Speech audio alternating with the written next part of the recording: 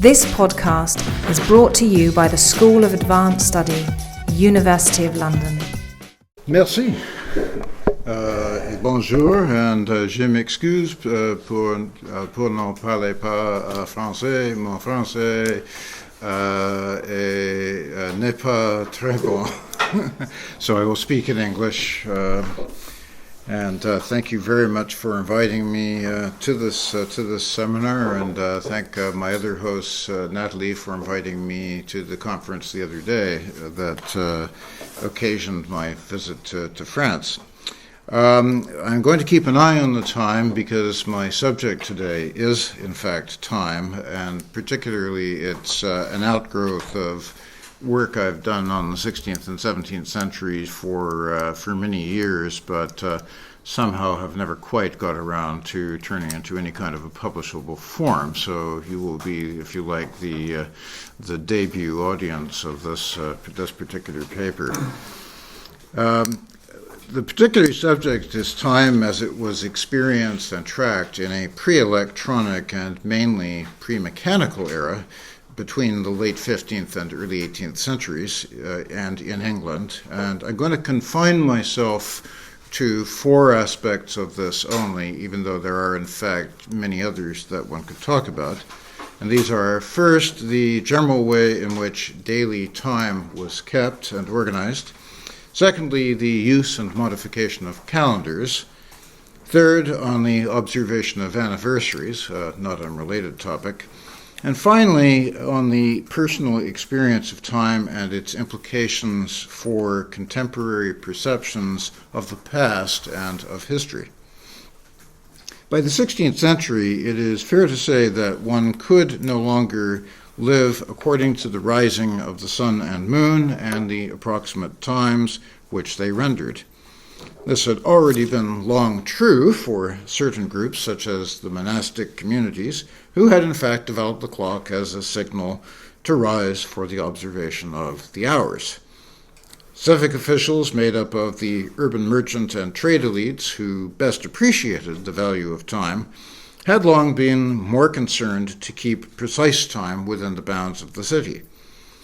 The community time of bell, clock, and calendar superimposed itself on urban time constantly, with a regularity and intensity that did not apply in the countryside. The very slowness of communications required a degree of temporal precision, since days and times for meetings had to be laid out well in advance.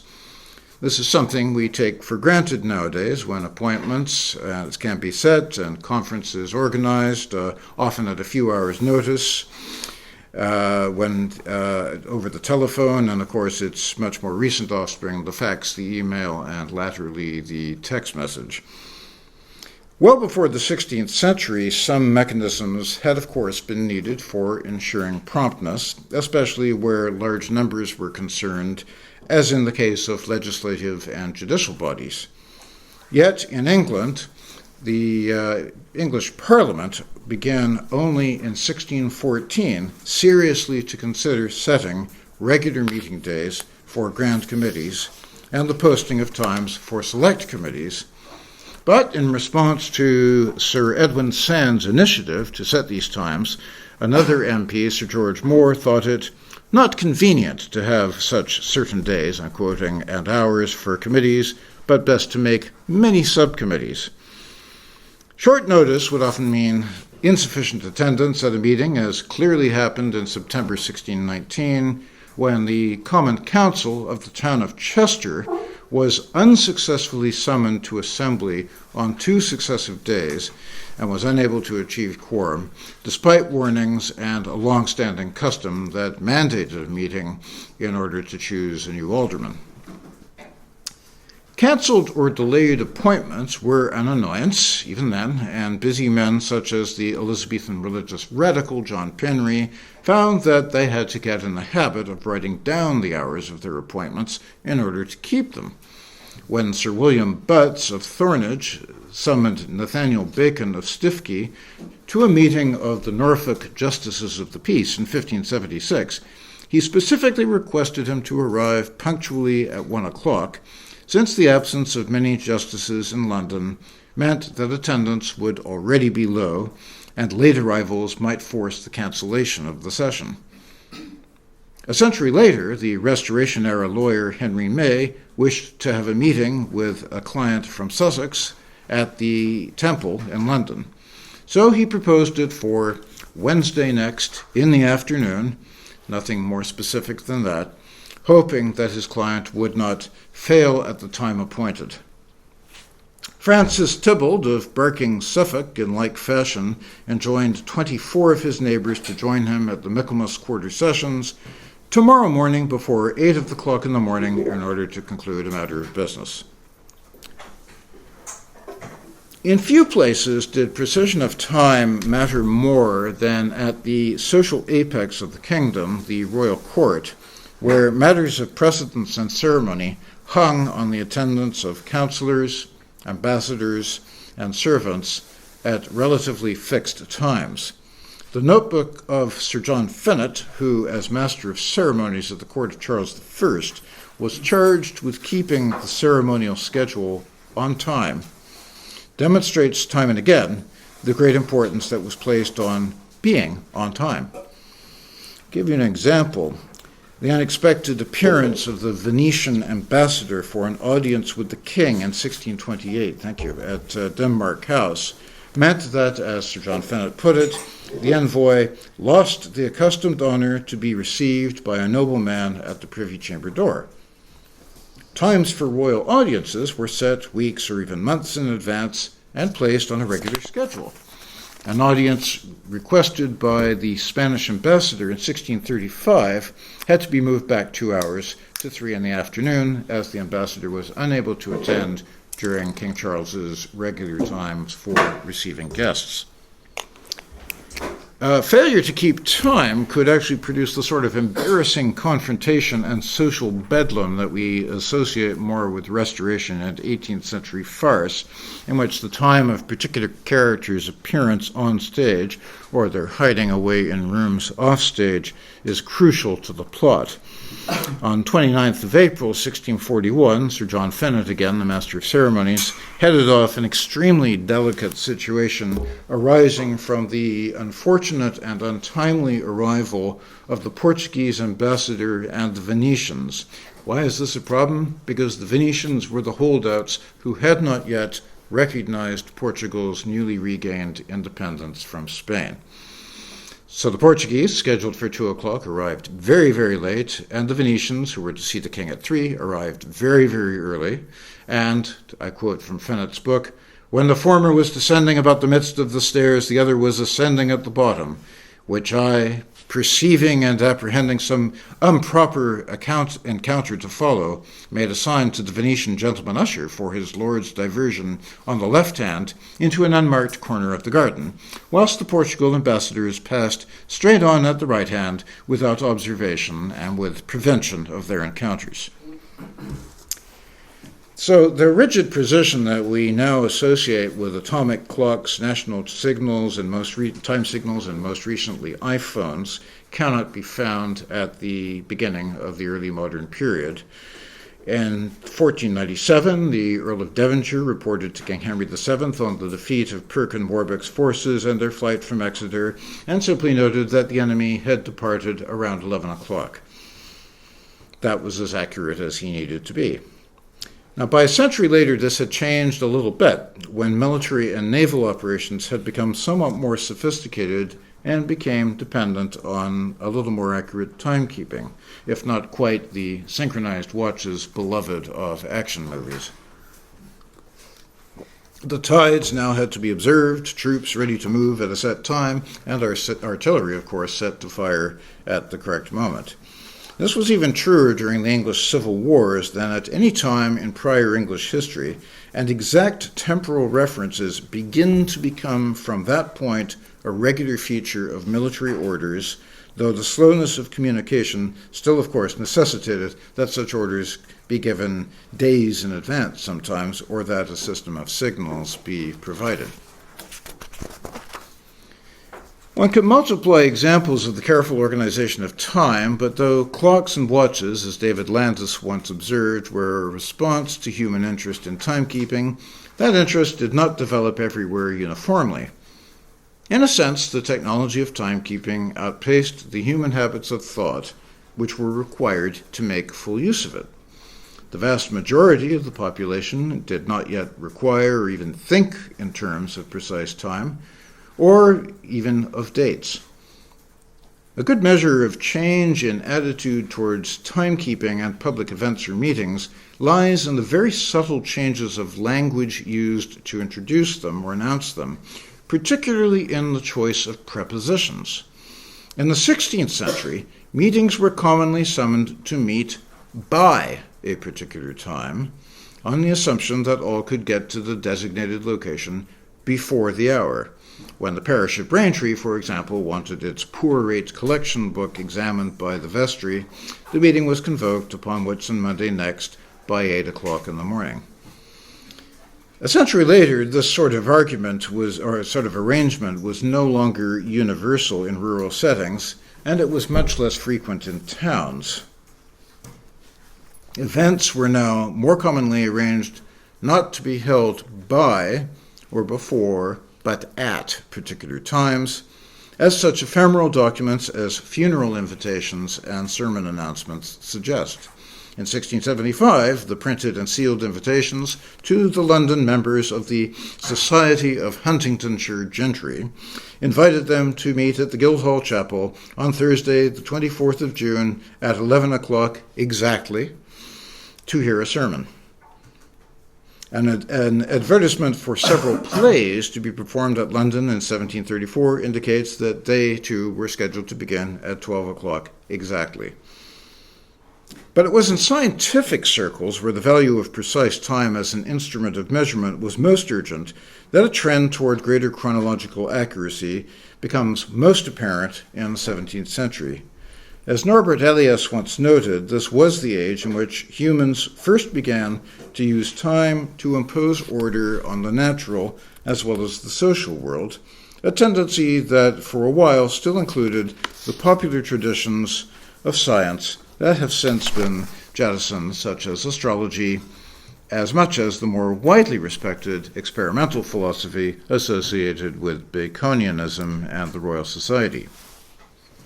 In fact, the popularity of astrology in the 17th century, with its strict requirement for accurate times of birth and close attention to the horary, or moment at which questions were posed to the heavens, may have stimulated greater awareness of time, as did commercial traffic and exploration overseas, since many things, again including times for sailing, and accurate estimates of one's longitude depended on a more finely honed sense of time. The same habits of precision translated easily into more respectable forms of science, such as astronomy. When Dr. David Gregory studied a solar eclipse at Oxford, he was scrupulous to record that it ended precisely 24 minutes and 9 seconds after 10 o'clock in the morning apparent time. Likewise, the nascent science of meteorology. Changes in the methods used to observe and record the weather provide a good illustration.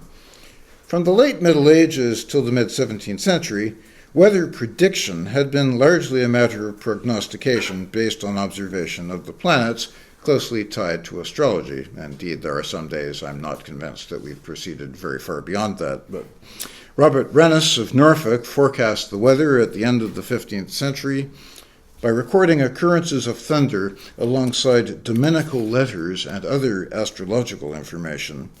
The Jacobean judicial astrologer, Sir Christopher Hayden's prognostications for 1608 and 1609 linked the general inclination and particular inclination of the weather, respectively what we would call seasonal and daily fluctuations, to the position of the moon and fixed stars.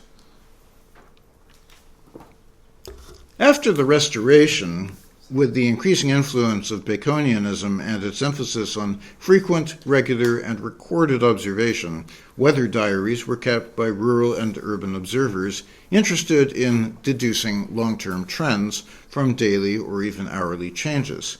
Elias Ashmole, a transitional figure with a foot both in the traditional astrological and newer experimental camps, took notes on the weather every evening between July of 1677 and December 1685 at his home in London. Typical entries such as hot day, wind east, and a great frost at 11 a.m. seem clumsily vague to modern observers, and to a degree even Ashmole himself recognized this. But his apology that his record was not so particular and full as his readers might expect suggests, in fact, that greater precision in such record-keeping was actually becoming the norm. Robert Plot, the Oxford topographer, recognized that accurate prediction of the weather depended on keeping a precise record of short-term diurnal change over a long period, a point reiterated a century later by the famous Selborne naturalist Gilbert White in the 1780s. For the Suffolk parson and naturalist Samuel Say, accurate observation of the weather was a prerequisite for the discrediting of popular notions about the relations between the seasons and health. These observations, he wrote, were begun at first upon a very slight occasion in my early youth to be able to contradict some common and groundless observations and superstitions, to be able to compare one year with another, he wrote in his diary. He refused to take notice of the health or sickliness of any seasons but when it is very remarkable, and his extraordinarily detailed weather tables, contained in 2 very large folio volumes, give the height of his barometer and changes in wind direction day by day and often hour by hour. Careful observation of changes in the natural world in the very recent past, along with the mounting evidence from fossils of the Earth's true antiquity, thus demonstrated to late 17th century people the timescale used to record the past needed to be sharpened for the short and magnified for the longer term. This now brings me to my second topic, which is the calendar. Part and parcel of the struggle of early modern regimes to consolidate their authority, that is, political authority over other groups and corporate bodies within the social elite, and their social authority over inferior orders, lay in an attempt to control the demarcation and disposition of time through day, week, or year. England was no exception, and it shows the same tendency toward standardization revealed on the continent, though with some differences, most notably in the slowness with which it adopted the Gregorian calendar.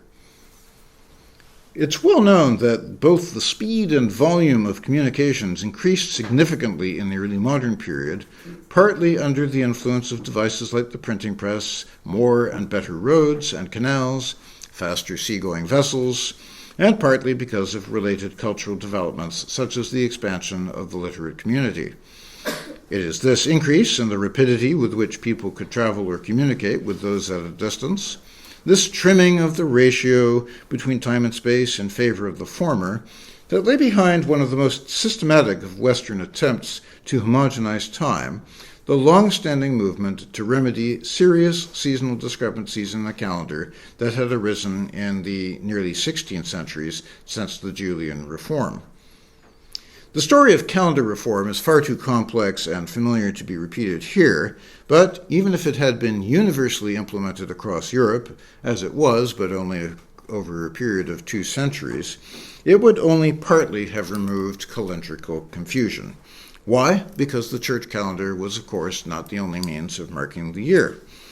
Englishmen throughout the Middle Ages and well into the early modern period lived by not one, but by several rival calendars, which were only gradually reduced to homogeneity. The church calendar, which superimposed Catholic feasts on the imperial Julian calendar, was, to be sure, still the most important. And for centuries it had provided a well-formalized schedule for the year, punctuated by a variety of saints' days and other ceremonial occasions, and culminating in the central Christian celebration of Easter. The 1543 ordinances for the crafts of the city of Norwich, for instance, established feast times and attendance of members of fraternities.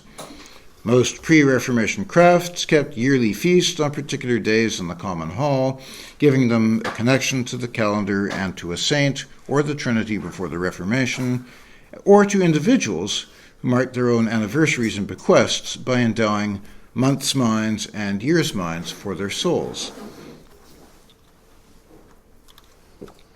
Many elements of the ancient medieval calendars have long since been abandoned, including the Roman habit, beloved of Renaissance humanists, of dividing the month into three parts, calendae, nonae, and idus, and reckoning days backwards from the first day of each part.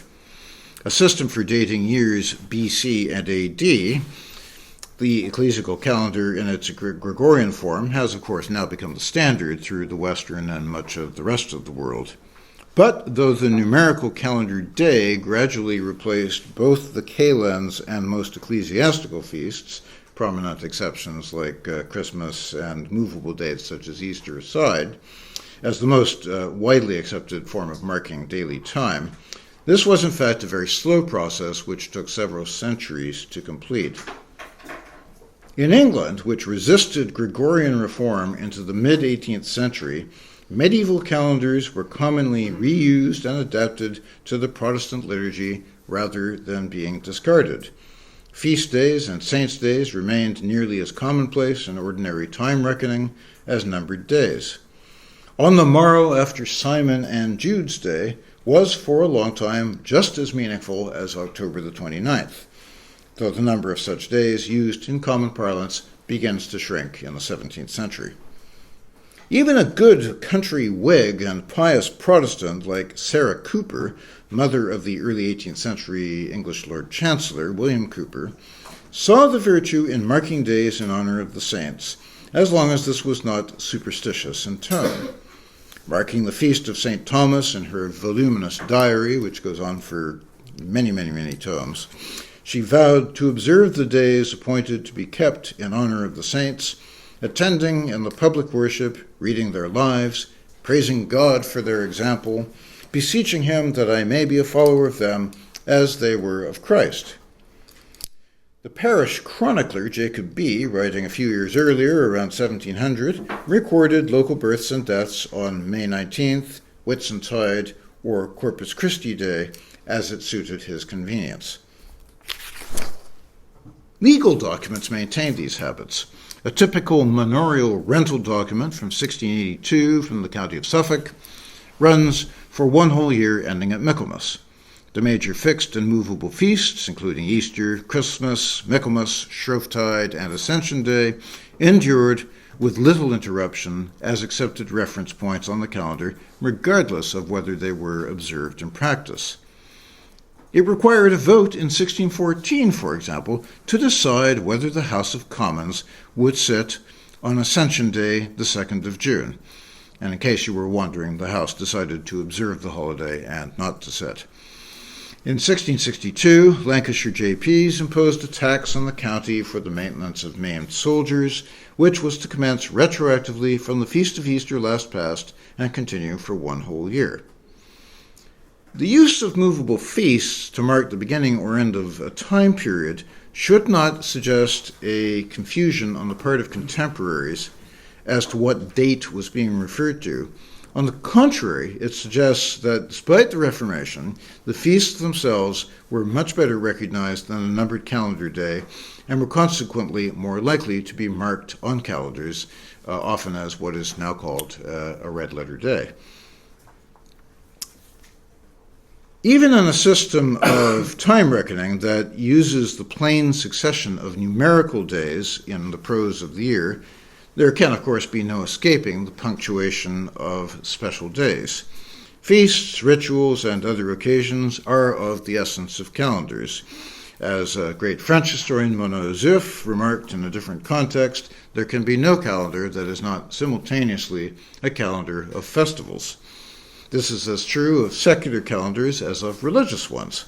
The feasts merely mark different sorts of events. Secular calendars had actually achieved legal status in England before 1500. Indeed, since the late 12th century, towns had kept time by the civic year, marked off by the annual appointment of civic officials. If anybody who's ever read an English local chronicle, you'll note that it begins every year with the appointment of the mayor and sheriff. As late feudal England moved towards a more centralized and bureaucratized government, the regnal year increasingly became the standard denotation for years, but the holiday calendar persisted as the primary dating system within the year well after the Reformation. Let me insert a bit of a caution here. This apparent secularization should not be mistaken for a decisive and linear transition toward the modern calendar with its simplified numerical dating. On the contrary, if anything, the multiplication of calendars in the late medieval period and early 16th century introduced a complication of the system which had to be undone again and again before anything close to uniformity could be achieved. In England, moreover, the importance of the reign as the primary historical period, rather like the function of a dynasty in the standard histories of imperial China, had profound implications for the sense of past time. Where we now instinctively think of centuries and decades, early modern people spoke informally and wrote more formally of regnal times and of parcels of years associated with particular characteristics. An event occurred in the time of Queen Elizabeth, or the time of superstition, not in the 16th century, and barely 6 years after the regicide of Charles I in 1649, a Suffolk diarist referred in his notes to people having lived and actions being taken in the time of King Charles, creating for the modern reader an air of remoteness as if the events had taken place decades or even centuries before, rather than in what we would say was the 1640s. Indeed, the era of the century, serving as a basic unit of historical periodization, is actually quite recent and did not really arrive in earnest till the First World War. And of course, as historians, we do cling on to our regnal subjects, such as Victorian England or Elizabethan England or Restoration France. The developing early modern consciousness of the passage of time outpaced the legislative process of formalizing the calendar.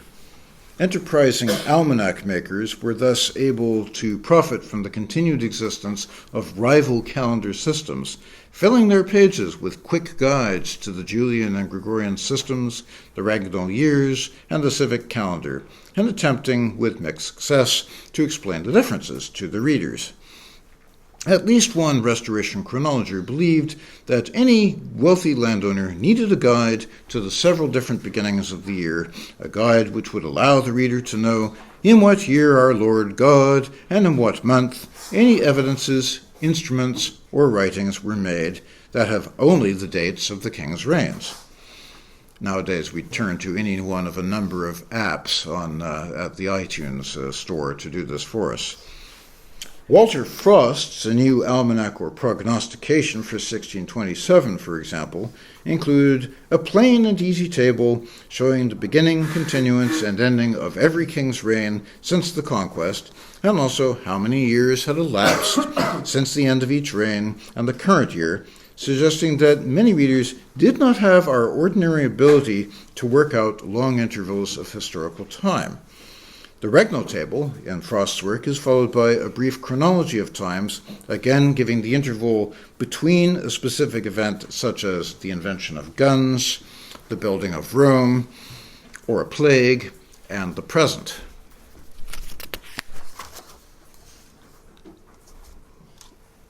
Though calendars and almanacs were the most ephemeral of works, their use became increasingly common as the need for precise date-keeping grew. At the start of the 16th century, it would have been neither desirable nor really possible for a layperson to have a calendar constantly available. By 1700, however, a pocket calendar had become virtually indispensable, at least in the upper and middling echelons of society, a familiar, well-thumbed possession without which the days and weeks threatened to blur into disorder. When Sir Samuel Morland began to go blind in the 1690s, he felt the need to keep track of days so strongly that he actually developed a system for writing that anticipates Braille and a wooden calendar which instructed him by all feeling. The resilience of the ecclesiastical calendar, especially within local communities, is evident both in the continued use of festive or saints' days alongside monthly dates, and also in the numbering of sequential years, as the increasing use of years Anno Domini in the 16th century suggests. This was already beginning to take shape by the end of the Middle Ages. The first book printed in England, Caxton's Recueil of the Histories of Troy, was compiled in the year of the incarnation of our Lord God, 1464, and speakers found it easier to refer to years AD in casual conversation than to other calendars. It became much more commonplace in written documents toward the middle of the 16th century, eventually superseding the preferred medieval method of reckoning years ab orbe condita, a method which, however, lingered in almanacs and chronologies, but which was itself rather fraught with difficulty, since there was, of course, widespread disagreement as to which year the world actually had been created, notwithstanding the many sophisticated attempts of Scaliger, Petavius, Napier, Ussher, and even Sir Isaac Newton to apply mathematics and astronomy to the resolution of this problem. By the end of the 17th century, the marking of years Anno Domini was virtually universal throughout England, and in common parlance, years would often even be abbreviated as they are now, 1588, for example, becoming simply 88. The early modern mind was quite capable of thinking of years and days as simultaneously occupying a place on a number of different calendars, and conflicts between these thus arose only occasionally. An outstanding English example of such a conflict derived from the attempt of the regicidal Rump Parliament to legitimize itself in 1649. As Elias Canetti has suggested, new powers must establish a new chronology if they are to assert themselves, and indeed, from 1649 to 1660, the English Republic dated all legal documents Anno Domini, while the exiled Charles II, over here in France, marked off the years of his reign in the traditional form, but beginning from the day of his father's execution, as did some parishes in silent defiance of successive Republican regimes. Yet this minor calendar conflict, like earlier discussion of saints' days, should be placed in historical perspective along with the broader movements of which they were part. There was never any hint during the English Reformation, or even during the Puritan Commonwealth a century later, that the old months and years would be dropped and replaced by an entirely new calendar. Even in the late 1640s, when John Brinsley proposed a radical calendar reform and the Commonwealth government turned regnal years into years of liberty, the English stopped well short of adopting a Thermidor Prairial or Année Trois scheme of the sort promulgated a century and a half later in a much more secularized revolutionary France. Most local communities and private institutions retained and continue to retain calendars that mark them as being separate or different from the nation at large, sometimes referring to seasons or months by different names. The shepherds and quote-unquote vulgar people in South Wiltshire, as John Aubrey noted in the late 17th century, referred to February as Salgrove, and March was called Lyde throughout much of Western England. The civic calendars have been mentioned already, and the continued use of law terms in London and other similar divisions of time at the universities provide another example. The law terms, of course, were medieval periods of time for the conduct of business before the courts, which for centuries had been of varying lengths. A series of Tudor and Stuart measures attempted to remove some of the anomalies and conflicts involved in maintaining them. So, for example, the Statute of 32 Henry VIII, Chapter 21, otherwise known as 1540, set Trinity Term 1541 as beginning the Monday after Trinity Sunday for formal business, with full term starting the following Friday. A century later, the Long Parliament altered Michaelmas term, or 16 Charles I, Chapter 6, which conflicted with quarter sessions in order to commence 3 weeks after the feast of Michaelmas. Such independent calendars often included days of celebration which were of no significance whatever in other locations or even to other groups within the same community. This was especially true of saints' days, the regional variations of which late medieval canon lawyers such as William Lindwood had the task of sorting out. All courts of law observed the feast of St. Thomas the Apostle, or the 21st of December, as a dies non. And in 1661, the staff of the Exchequer revived the celebration of this day with a dinner according to old custom, which had been in disuse since the abolition of the Court of Exchequer, along with the monarchy, in 1649. Precisely because holidays held religious or political significance to some bodies or communities which were not always shared by the country as a whole or by government, attempts were frequently made to modify the calendar of celebrations in accordance with a political and religious agenda.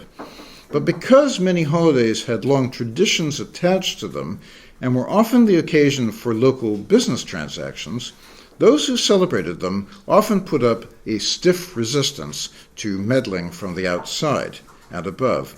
Candlemas, or the 2nd of February, known in North America more familiarly as Groundhog Day, marked the start of a full term of the year in Scotland and remained the day for settling of accounts and beginning tenancies in England's Lake District into the 19th century, while other holidays have adapted themselves to changing circumstances by acquiring new associations. May Day provides a good example of the latter. It originated as a celebration of spring, marked by princes and subjects alike. It was suppressed during the interregnum, and it revived at the Restoration, to be reformulated in the 19th century as a day for the celebration of international labor.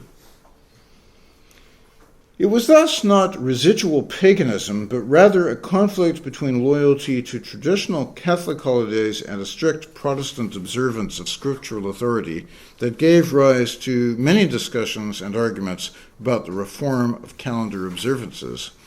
Among the most frequently contested issues, however, one had little to do with the calendar at all, but with the proper distribution of work, play, and worship through the week. This was, of course, the Sabbath, discussed in various quarters throughout the late 16th and 17th centuries. And the question of what constituted the Sabbath and how to observe it wasn't new. It, of course, had been raised in the Middle Ages, though generally at the level of an intellectual problem.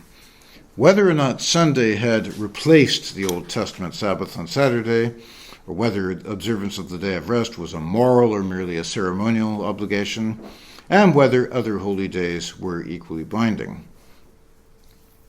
I now come to my third topic. The most obvious calendar ritual to increase in the 16th and 17th centuries was the marking of public anniversaries, whether of accessions, foundations, or providences granted by God to realm or individual.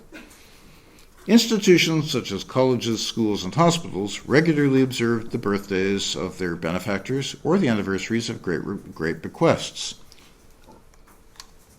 It is tempting to view such observations simply as desacralized Protestant successors to the masses and offices set for pre-Reformation patrons in monasteries and chantries, but although they were nominally free of superstition and idolatry, they nonetheless retained a religious flavor, frequently taking the form of commemorative prayer on set anniversaries or even daily. Perhaps the most well-known anniversaries, which I shall highlight today, are the political ones which developed in the second half of the 16th century and flourished in the 17th. Thomas Crosfield, a diary writing in the early 1600s, diarist, noted the regular observance at his college of Founders' Day and of anniversaries of more recent vintage, such as the Scottish Gowrie conspiracy and the Gunpowder Plot of 1605. The 16th century saw an increase in the marking of specifically political as opposed to religious anniversaries that mirrors a general growth in historical awareness, but also symbolizes the attempts of successive regimes Tudor, Stuart, and Commonwealth to legitimize themselves, as Canetti once again has pointed out. It is in the paradoxical nature of political anniversaries that although they result from sudden and disruptive changes in the status quo, or sometimes from the frustration of such changes, they are in fact used to promote stability and conservatism. Thus, Henry VIII regularly observed the anniversary of his father's seizure of the crown from Richard III at Westminster Abbey. The structure of this celebration changed in 1548 when the service was performed for the first time in English, but the occasion of the ceremony remained the same. Elizabeth I's accession day, 17th of November, a date also celebrated in honor of St. Hugh of Lincoln both before and after the Reformation, occupied a central place in the cult of the Queen as a Protestant Deborah, and it reached the apex of its popularity after 1580, precisely as older local forms of celebration, most notably the Corpus Christi plays, were beginning their final disappearance. At Newcastle, for instance, civic waits, or local pageant makers, were instructed to perform, and the town bells were rung in 1593, the 17th day of November, for joy of our Majesty's reign. The same was true of Elizabeth's birthday, 7th of September, or St. Aversius Day, which from 1561 was also listed in church calendars as the Nativity of Elizabeth. Now, by the 17th century, with a succession of governments less consistently interested in preserving the late Queen's memory, it had evolved into a symbol of political and religious conservative resistance to Stuart innovations in religion and perceived weakness in foreign policy. The defeat of the Spanish Armada almost instantaneously acquired similar popularity. When one citizen of Leicester died, he left his borough 3 Bibles and endowed a sermon to be preached at the time of the defeat of the Spanish Armada in 88. Indeed, this particular instance of God's benevolence to England was so well known that from the early 17th century on, it was generally recalled by the shorthand 88. Again, this proclivity to simply shorten years into the last 2 digits. So strong was antipathy to popery in some quarters that some writers privately observed other notorious anniversaries that were not kept publicly in England, such as the French massacre of St. Bartholomew. The popular contractions of 88 for the Armada and its 18th century successors, the 15 and 45 Jacobite rebellions, are, as shorthands marking major historical events, in fact relatively rare for the period, and they have not, interestingly, increased very much over the last couple of centuries. In fact, English historical practice is not much given, despite the complaints of generations of school children fed on a diet of textbooks, to cultivating a public memory linked to the mental tag of a year, or indeed of a specific numerical calendar day. There is some reason, and I look forward to audience comments on this point in particular, there's some reason to suppose that the historical culture of France has evolved rather differently from that of England because of differing habits of associating historical events with their calendar dates. English historical writing has, since the Renaissance, focused on events themselves and not been preoccupied by the days on which they occur. Precise chronology is seen as an aid to ordering the past rather than being conflated with the past itself. The French, with what seems to an Anglophone outsider a much more vigorous and less contested sense of national identity, and many more avenues for public expression, have developed a higher regard for the specific historical day and given such events much greater currency. Your books and museums refer to the Day of Dupes, the Day of the Barricades, St. Bartholomew's Eve, Bastille Day, Thermidor, 12th Germinal, 18 Brumaire, and so on. Many modern street names in France serve as reminders of this. No such shorthands exist in the English idiom. Charles I's execution, the regicide, is very rarely referred to colloquially and only infrequently in academic writing as the 30th of January, its actual day. 5th of November has long since become Guy Fawkes Day or Gunpowder Day, though interestingly the children's rhyme denoting it does use the actual date as a mnemonic device. English historical culture, in stark contrast with that here across the Channel, stresses the event itself rather than its place in calendrical time, as anyone who has ever taught history in England or English-speaking North America will attest. The French tendency to use the calendar date as a convenient and sensible metonymy for the event itself has actually influenced American post-revolutionary culture to the extent that the 4th of July is a similar substitute for the official holiday name Independence Day. But, to the best of my knowledge, that is a solitary example of this phenomenon prior to the obviously very prominent international example of 9/11. This French approach to dates may perhaps be attributed to the greater success which absolutist regimes, I'm going very much out on a limb here, absolutist regimes from Louis XIV through the Jacobins to Napoleon had in standardizing the measures of time and space, the imposition of the metric system being a notable example. Whatever the explanation, the lesson to be drawn from this observation is that wider cultural traditions and conventions figure prominently in determining the ways in which nations historicize their pasts by applying chronological markers that themselves are products of history.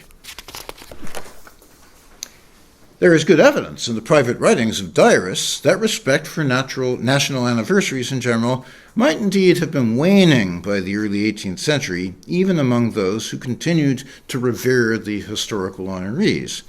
It is perhaps true that the political turmoil of the 17th century caused so great a multiplication in the number of political celebrations as to amount to, if Lawrence Stone were here, he'd call it an inflation of anniversaries, with few of those proving able to acquire the same public recognition that attended older days such as November 17th and even more traditional holidays inherited from the Middle Ages. The Nero occasions simply never had time to build up a fund of associated ritual and tradition before the memory of their original significance began to fade in the popular memory. Even the Gunpowder Plot, easily the most successful of early Stuart anniversaries, except for the conspirators, lost ground in the second half of the century, despite its brief resurgence during periods of fierce anti-popery such as the exclusion crisis of 1678 to 81.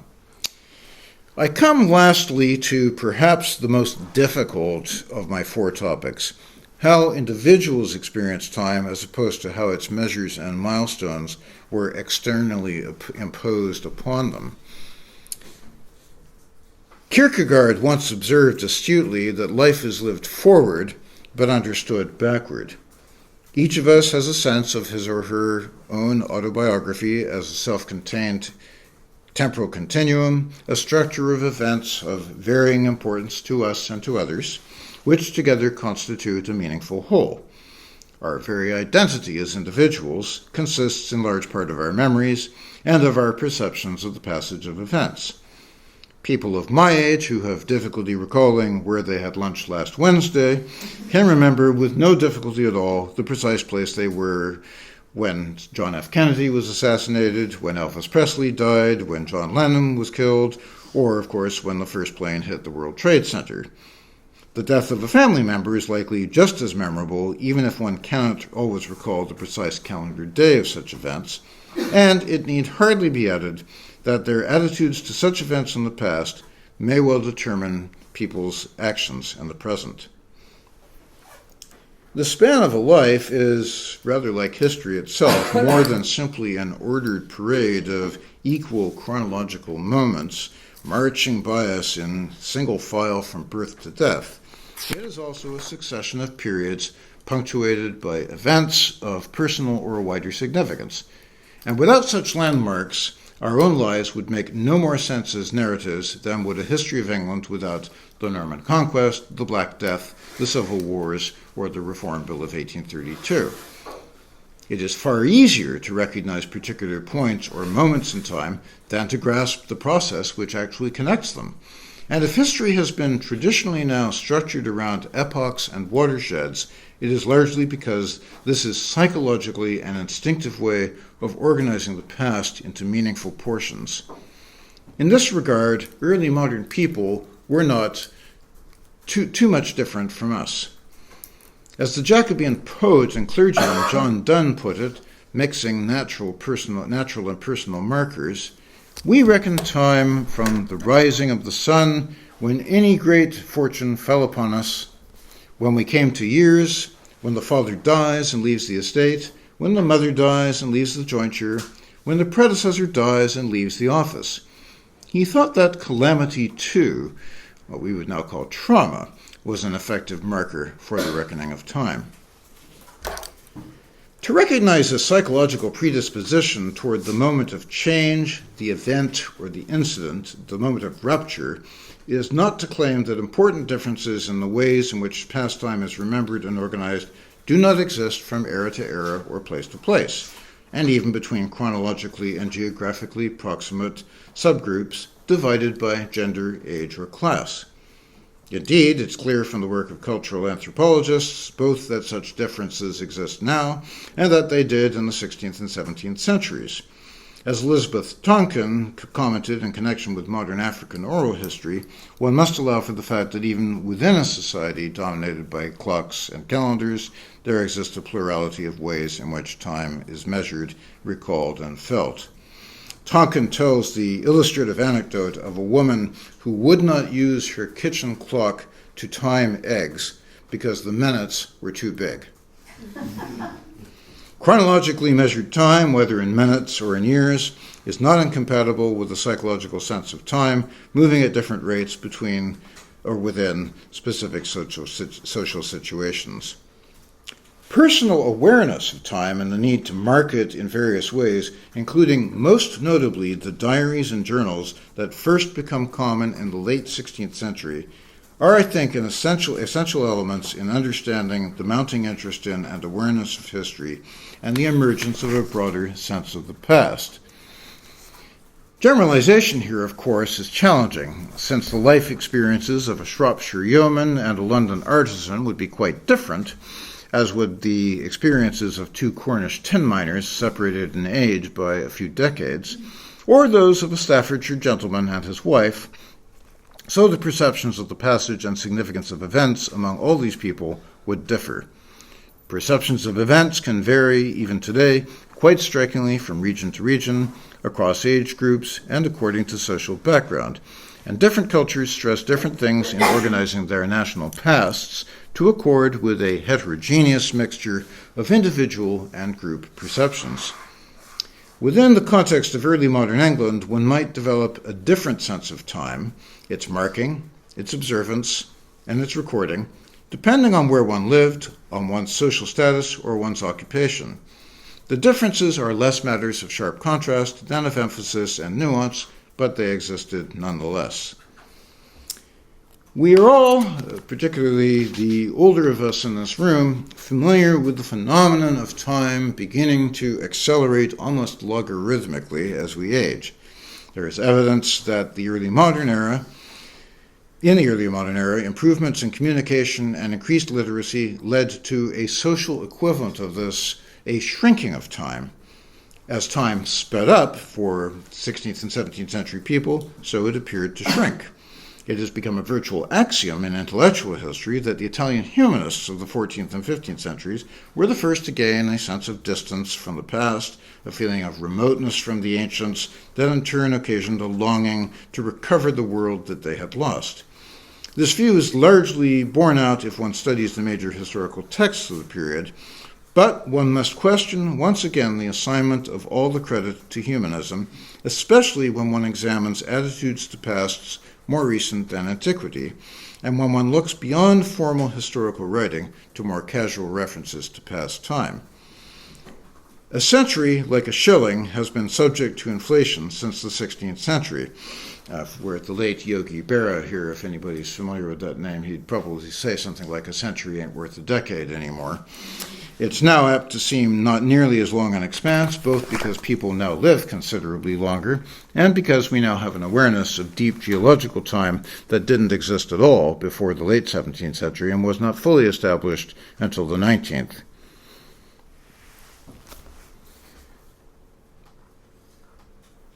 Modern man, especially in newer colonial societies such as Canada, Australia, and America, reveres artifacts of more than a century old and treats them as antiques.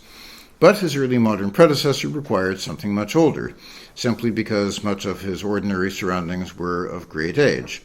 Thus, the cleric Gilbert Burnet was entirely unimpressed with the number of Italian manuscripts he was shown because they were only 8 centuries old.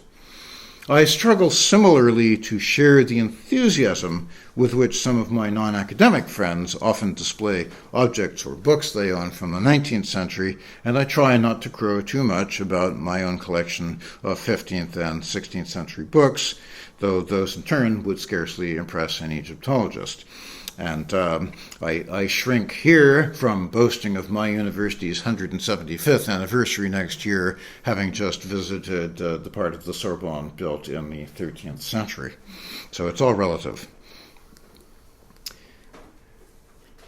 In an age when furnishings, clothing, and personal effects, and I'm coming to a conclusion very quickly, and buildings were of relatively long duration, the span of time required for something to be impressively old was larger by far. On the other hand, it's also true that early modern society was gradually working towards a material culture of obsolescence, wherein the possibilities of technology allowed greater disposability for manufactured items, and thereby further increased the speed of time by quickening the pace of economic transaction. This tendency was slow, held back by the limits of pre-industrial manufacturing. It is perhaps best exemplified again in the growth of printed ephemera such as almanacs and newsbooks, items deliberately created to have a short life and which themselves became stock analogies for obsolescence. Let me conclude. This brief excursus has left much more out than I have been able to include. I have said nothing, for instance, about the use of bells for timekeeping or about the gradual intrusion of clocks and watches into daily life.